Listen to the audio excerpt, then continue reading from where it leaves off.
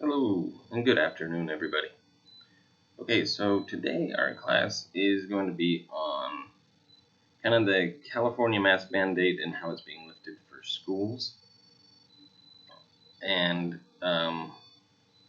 whether or not this affects us. And so that part will come at the very end, or how it affects us.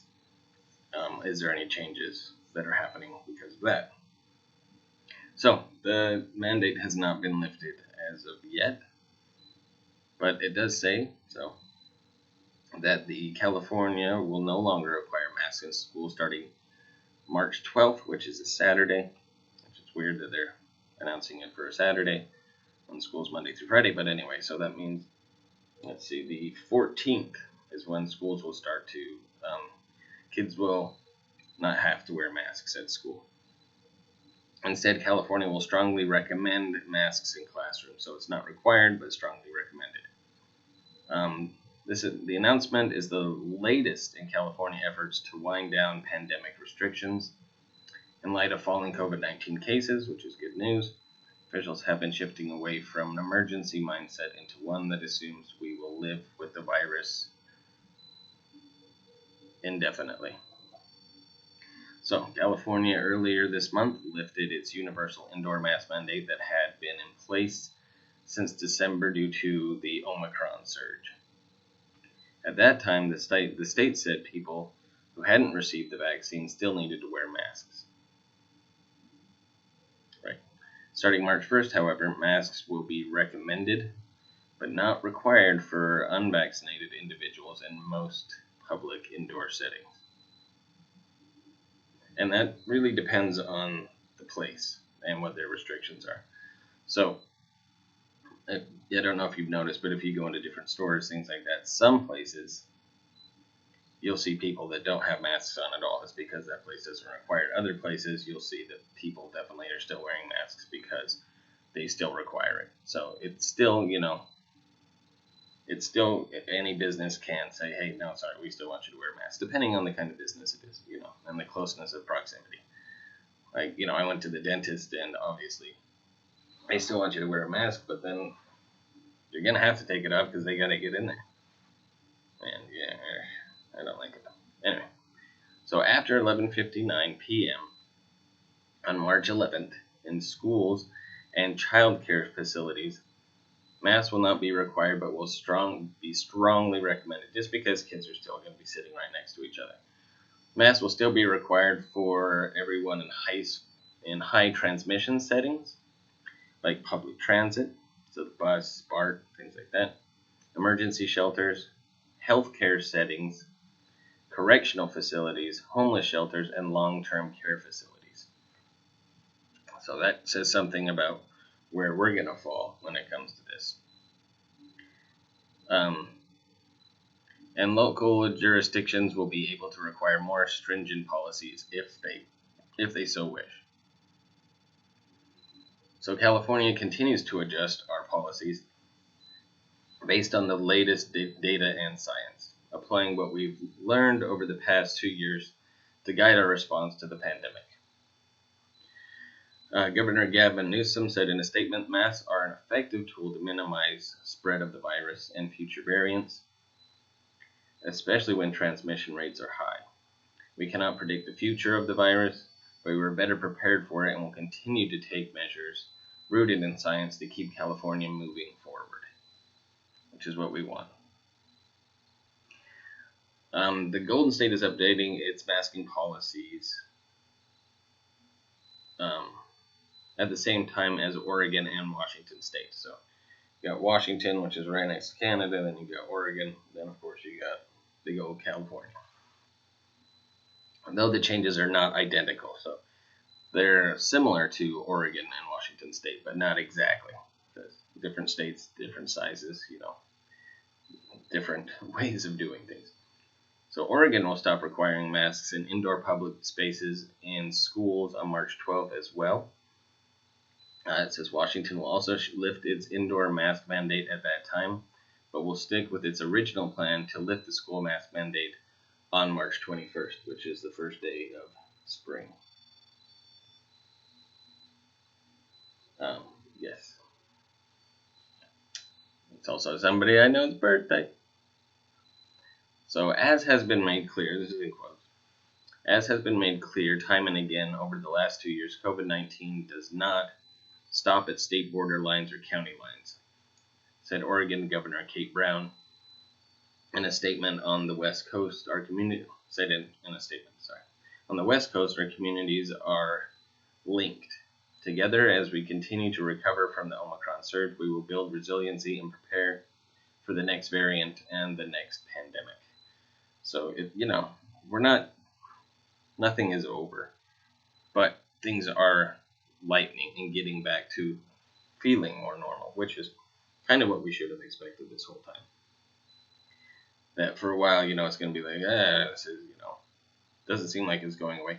And then eventually it'll be, no, it's getting better. It's getting a little bit better. And, we can go from there. So California, Oregon, and Washington are among only 13 states that still have mask mandates in place for classrooms. So we're one of the last ones because my opinion is because we're trying to be safe. Drawing ire from conservatives and some parent groups.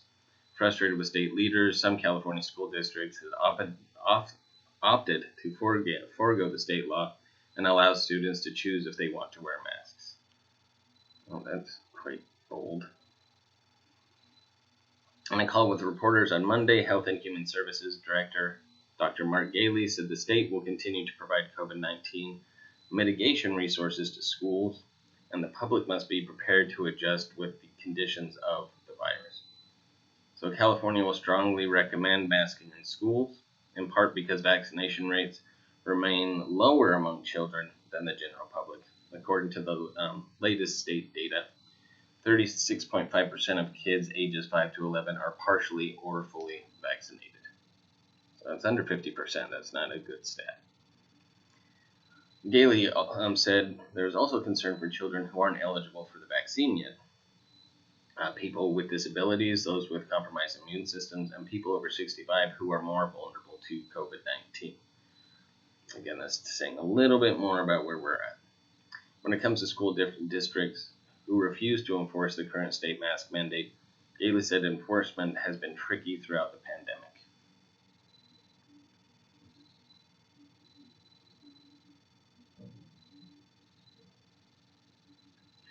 Okay, so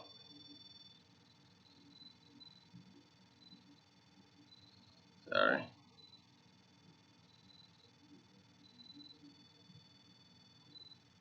What did I do? Give me one moment. I lost my place.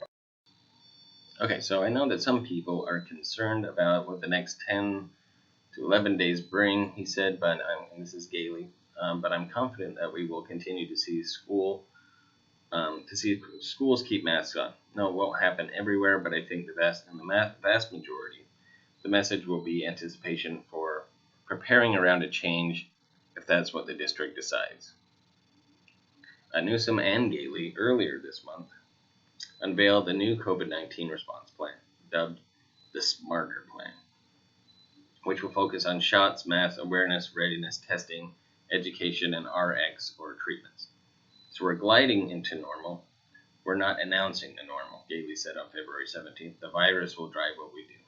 And again, we can't predict the variants. If they happen, they happen.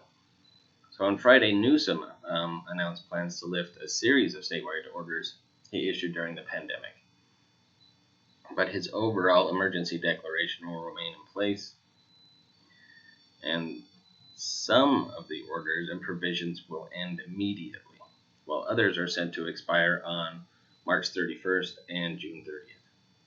They encompass use of facilities for housing and medical treatment, COVID relief funds, appointment and Senate confirmation deadlines, flexibility for state public meetings, and provisions related to teacher staffing for kindergarten through 12th grade schools. So Governor Newsom's detractors have criticized him for not rescinding the state of emergency, which gives him additional powers and agency in light of the pandemic, which I don't think he's keeping that specifically just to have the power, but to do what he thinks is the safest. But, keeps their own. States Senate President Pro Tem Tony Atkins of San Diego said the governmental organization committee will hold a March 15th, so that will be next Tuesday, hearing on Senate Concurrent Resolution 5, which is authored by a couple of people and would end the state of emergency Newsom declared in March of 2020. So, 2 years ago. News of changes to California's school mask mandate was met with frustration from Republicans and some parent groups who complain students are the last group to return to normalcy, which is not true. The statewide indoor mask mandate was lifted on February 15th. So it defies reason that California students have to wait an additional month to remove their masks if they choose, said an executive director of California Parent Power. Once the mandate is lifted, it is incumbent upon local districts to heed guidance from CDPH and allow their students to unmask on March 11th, that's when it's, at 11:59 p.m., so 1 minute before midnight. There is no scientific justification for a student in Roseville to be able to unmask while a student in Oakland cannot. There's a big difference there. So that's where California's at when it comes to masking. So except for public transportation, certain things like that, you can keep your mask off in most stores and things like that. I choose to keep mine on, but that's just a personal choice. I've gotten used to it and don't really want to get sick. I want to get through this and be, when it comes down to the history of my life, that I never got COVID. That's what I want. But then I also asked these same questions to other people about our program, and this is what we got. This is how we differ from, because we're not a school.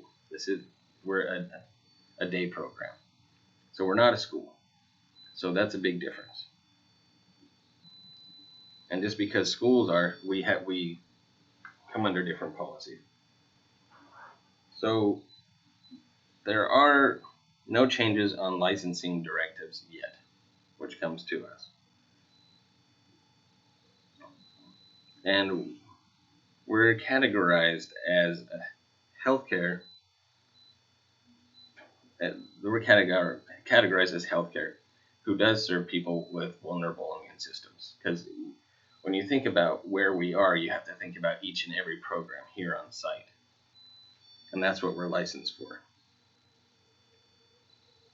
And, and depending on the type of care people need, and sometimes it's hand over hand and things like that, we have to stay masked because you can't keep a 6-foot distance all the time. And there are people even like that I've gone on hikes with in here where we are that got scared, and I've had to help them, down the hike, depending on how steep something is, because they didn't feel like they were safe.